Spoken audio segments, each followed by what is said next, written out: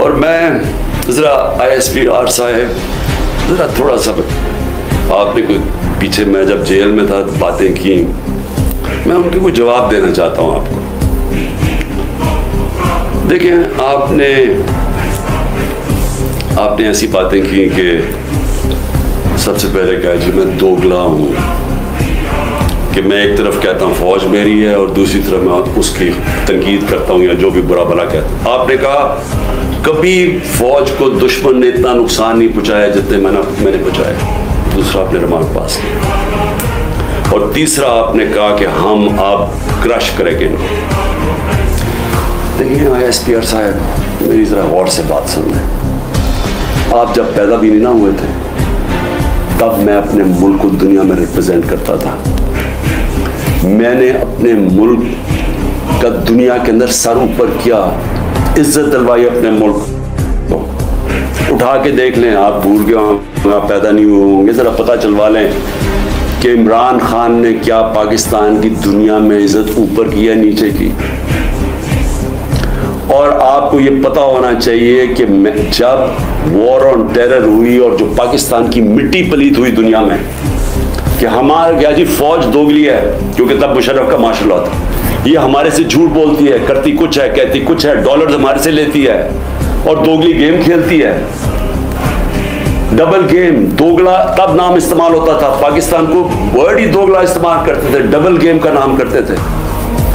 जरा international media देखें, किसने अपनी फौज को सबसे ज्यादा जिसकी हिफाजत की, किसने अपनी फौज के साथ इंटरनेशनल मीडिया पे खड़ा हुआ। जब उसामा बिन लादेन, जब वो एबटाबाद में जो वो हादसा हुआ, आपको पता है बैरून मुल्क पाकिस्तानियों के ऊपर जो गुजरी, आप अंदाजा नहीं लगा सकते। उन्होंने कहा हमारे से पैसे ले रहे हैं और उसी को अपने एकेडमी के पास एबटाबाद में पाला हुआ। जो हमें जिल्लत मिली तब कौन बोला आपके लिए? या तो कोई सांप सूंघ गया था, या तो आर्मी चीफ के मुंह से चून ही निकल रही थी, या तो कोई बोलता ही नहीं था। ना प्राइम मिनिस्टर तब वो गिलानी था ना जरदारी। 4-5 दिन सन्नाटा छाया हुआ था, वो आके मार के चले गए हमारे मुल्क में, दुनिया में जलील हुए हम। मैं बोला था, मैं सारी जगह अपनी फौज को डिफेंड किया। मेरे 3.5 साल में देखें कि पाकिस्तान फौज का इमेज ऊपर था या नीचे था।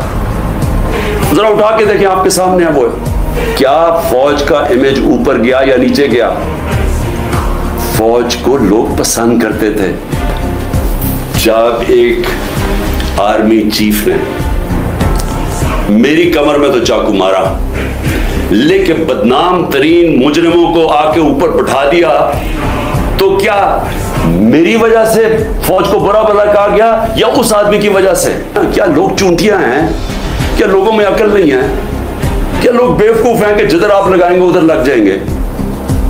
क्या लोग 30 साल से इन लोगों को नहीं जानते थे? इसी फौज ने, मैंने अपने कानों से सुना हुआ है, जब मुझे ISI ने ब्रीफिंग दिया कि इन्होंने कितना, अब से नहीं 25 साल से मैं सुन रहा हूं कि कितना पैसा इन्होंने चोरी करके मुल्क से बाहर लेके गए कि जी अब चाइना से वापस आए तो या जरदारी ने ये डील की है तो फलानी प्रॉपर्टीज।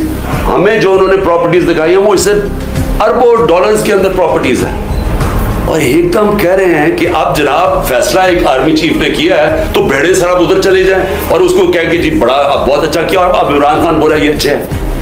लोगों ने नहीं तस्लीम किया। मैंने नहीं बुरा भला कहा फौज को, जो आर्मी चीफ के एक्शंस थे उसने इस मुल्क इसकी हमारी फौज को बुरा किया, उसकी वजह से हुआ, मेरी वजह से नहीं हुआ। और ये कहना कि ये कौम एक्सेप्ट कर जाए उन लोगों को, किसने मेमोगेट किया था? क्या हकानी ने जाके अमरीकनों को नहीं कहा था, जो केस लगा था सुप्रीम कोर्ट में, कि मुझे उन्होंने कहा जरदारी कह रहा है कि मुझे मेरी फौज से बचा लो, अमरीकनों को कह रहा है। क्या जब नवाज शरीफ जाके छुप के मुलाकात कर रहे हैं कि जी मेरी फौज को ना पता चल जाए, और उसे वो जो डॉन लीग्स में जब वो कहता है डॉन लीग कि जी दहशतगर्दी इंडोर्स कर रहा है हिंदुस्तान को, फिर कि फौज दहशतगर्दी कर रही है, आप उन लोगों को ऊपर बैठा दें और हमें कहें कि हम इन सारों को तस्लीम कर लें, और हम अगर प्रोटेस्ट करें तो हमें जेलों में डाल दें, हम प्रोटेस्ट करें हमारे ऊपर FIR काट दें। हम कुछ करें, आप एंटी स्टेट हमें करार दे दें, लेकिन आप सब कुछ ठीक कर रहे हैं। मुझे गोलियां लगी हैं, मुझे पता है किसने कौन जिम्मेदार है। मुझे एक्स प्राइम मिनिस्टर जो सबसे बड़ी पार्टी का है, मुझे यह हक नहीं मिला कि मैं अपनी FIR कटवा सकूं।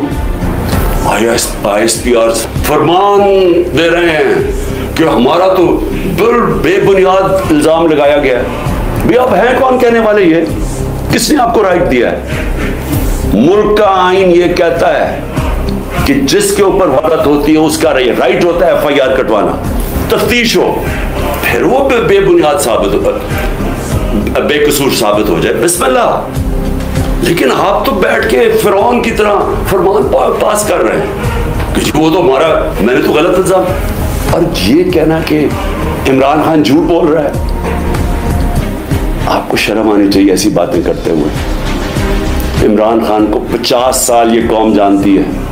इस कौम की तारीख में अगर किसी एक आदमी को इस कौम ने सबसे ज्यादा पैसा दिया है, जो सबसे ज्यादा खैराती काम, वो इमरान खान कर रहा है। और वो क्यों देते हैं? क्योंकि उनको पता है कि वो दयानतदार आदमी है, वो चोरी नहीं करता पैसे, वो सच बोलता है। अदालत के अंदर जब मेरा केस लगा फ्लैट का, अदालत ने, सुप्रीम कोर्ट ने कहा सादिक और अमीन है। आपको किसने इजाजत दी है कि ये कहना जी झूठ बोल रहा है या दोगला है? आपको शर्म आनी चाहिए। कभी ISPR ने इस तरह की बातें नहीं की।